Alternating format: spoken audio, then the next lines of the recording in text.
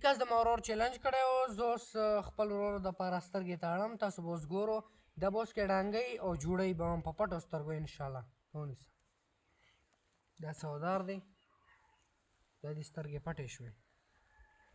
څه بس څه ړنګه